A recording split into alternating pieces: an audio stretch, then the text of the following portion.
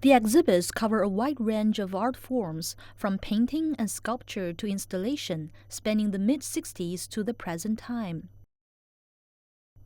Among the renowned masters on display are Armand and Jean Dubuffet.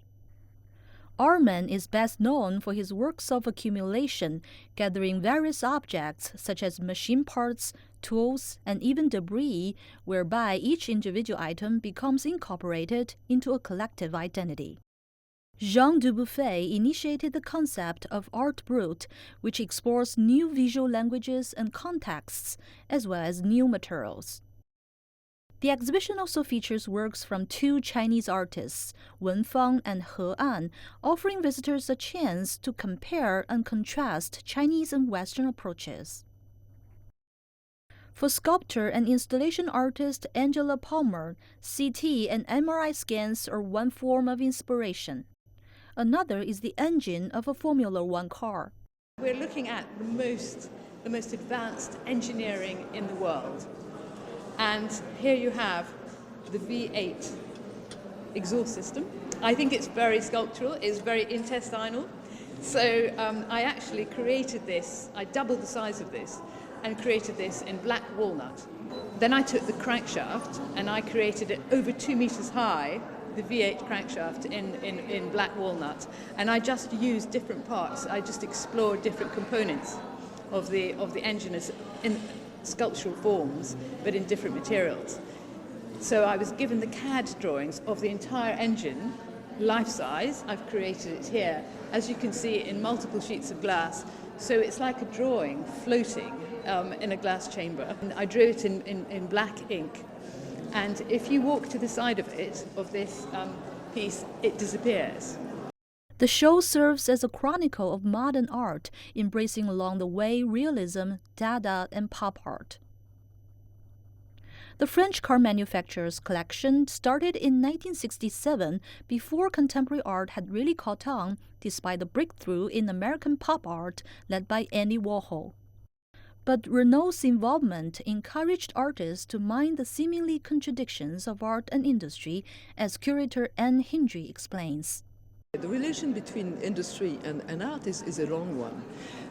As long as industry has existed and art has existed, they tried to understand each other, because they are two important parts of society, and they both produce new things, new objects that bring people together in a different way.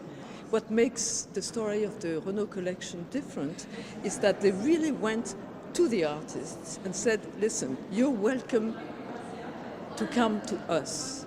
We'll help you, and then we will see what comes out of it. At no point did they tell me what to do, not at all. In fact, they gave me so much more freedom than I could have possibly anticipated. In some cases, Renault's participation in the lives of contemporary artists has shepherded their rise to fame. Today, the public can enjoy the collection through exhibitions and loans to museums around the world. A modern adventure, Renault Art Collection runs at the Today Art Museum in Beijing until the end of February 2016, before heading south to the Hubei Museum of Art in Wuhan. Li Xiang, CCTV. Moving on to art of a different kind now, ADOLPH MENZEL is considered one of the great German painters of the 19th century and has been likened to Britain's immortal artist Joseph Turner. Now the Alte Nationalgalerie of Berlin is celebrating 200 years since the art dispersed. Its exhibition includes works from Menzel's private collection, some of which have never gone on public display before. Take a look. Prussian King Frederick the Great dazzles admirers with his flute-playing skills at a castle near Berlin. The scene is captured in this painting by ADOLPH MENZEL called Flute Concert of Frederick the Great at Sanssouci. It is one of Menzel's more than 400 paintings, drawings, and prints of Frederick the Great, and hundreds more of other kings and nobility. His paintings of the German aristocracy or of historical events made him famous in his lifetime, endowing him with wealth and awards. But after his death, another side of Menzel appeared.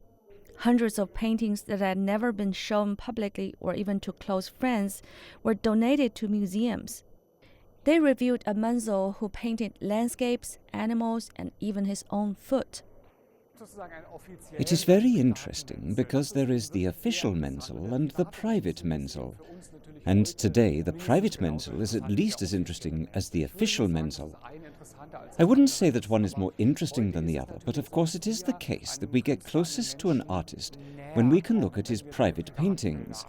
Menzel lying in bed and painting a picture of his own foot, probably the strangest self-portrait of the 19th century, seems very modern to us today.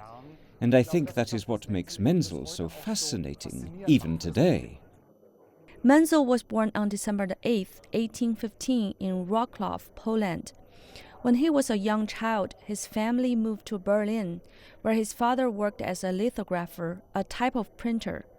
Menzel started his artistic career in a printing shop, using the lithograph technique to print portraits and pictures of historical events. But he also taught himself to paint, and before long he had become a sought-after oil painter of historical events.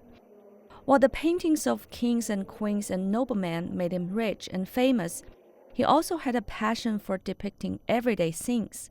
As German Romanticism was drawing to a close, Menzel was adopting a new style of painting, hyperrealism, where every detail is as true to life as possible. Menzel died in Berlin in 1905, and his trove of private paintings was discovered soon after. The expanded anniversary exhibition of Menzel's work runs until the 21st of February 2015. 宋瑶天 CCTV